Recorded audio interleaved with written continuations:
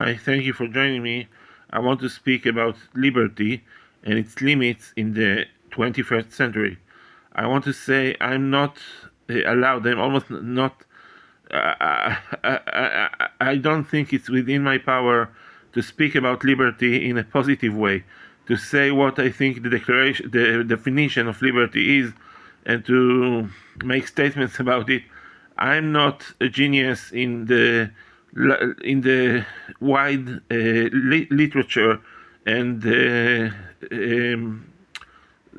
other speeches regarding liberty along the ages, and it's very much necessary to know what people wrote and said about liberty before you start speaking about it. But I don't want to say positive thing. I want to say negative thing. To say what's not liberty. What's not is extreme individualism. The idea that the first world, everyone has a toilet seat and can do whatever they want with the toilet seat, like running cocaine from the toilet seat. That should be forbidden. It should be not allowed. Um, and same goes for the shower, which I know everything about, and not. It shouldn't be obvious that anyone can do whatever anyone wants in the shower. It should be the opposite. The shower is for cleaning up, for hygiene, nothing else. And the bathtub, or for maybe for a treatment, for a treat, but not for anything else. I mean, it sounds stupid. I feel stupid for speaking about such. First of all, you can't speak about all the issues in the world in one. Like, it's 2 minutes, and I already said so three different things, and each of these problems is a world in its own and has its own different solutions. So, same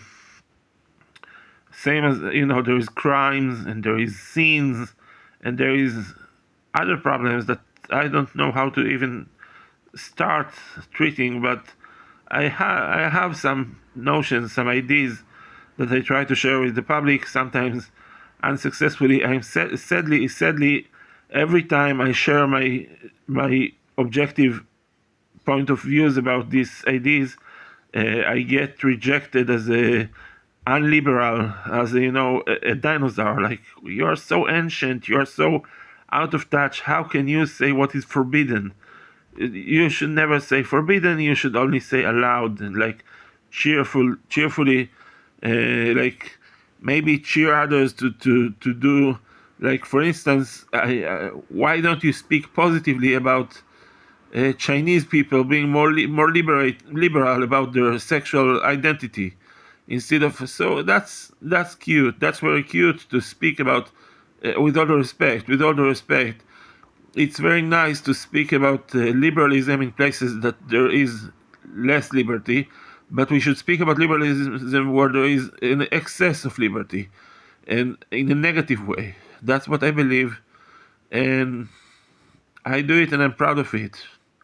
So I don't know.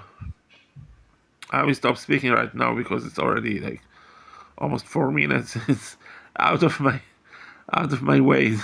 I always speak very briefly and very precisely, as much as I can, because I don't want to make anyone like tired or lag behind me.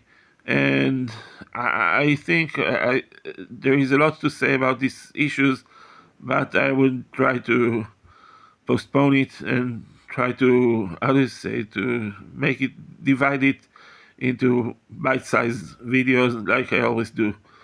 So expect more of this later. But to sum it up, I speak about liberty. I have what to say about liberty, mainly in the negative way, mainly against extreme individualism, which allows every crime, sin, and ill-advised action to take place.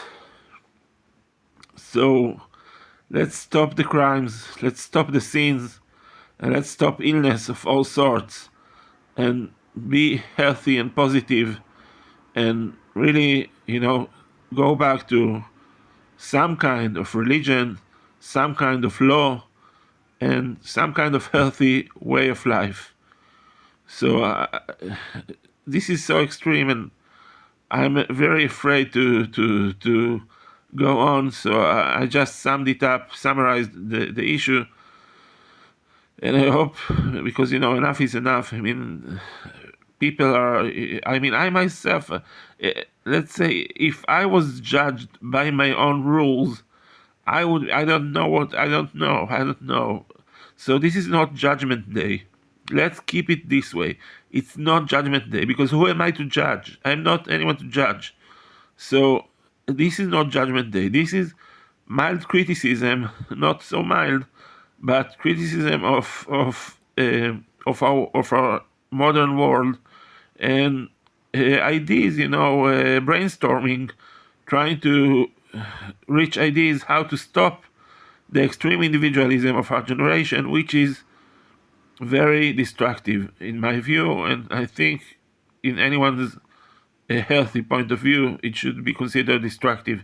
The way this generation acts in his privacy, in the shower, in the bathtub, in the toilet. That's the three issues that I chose to focus on. Although you can bring others, I did all sorts of stuff with myself that I'm not proud of. So I can share more, but for now I'm focusing on these three issues because in Japan they do there is the harakiri. That's bad either. Self-inflicted pain is in Iran. So there is. I don't speak much about Iran, about Japan. I speak about the first world mainly. Why? Because I don't know. That's a good place to start. I don't know, because there is people to speak against self-inflicted pain and suicidal behavior, but not about ill behavior and not about sins.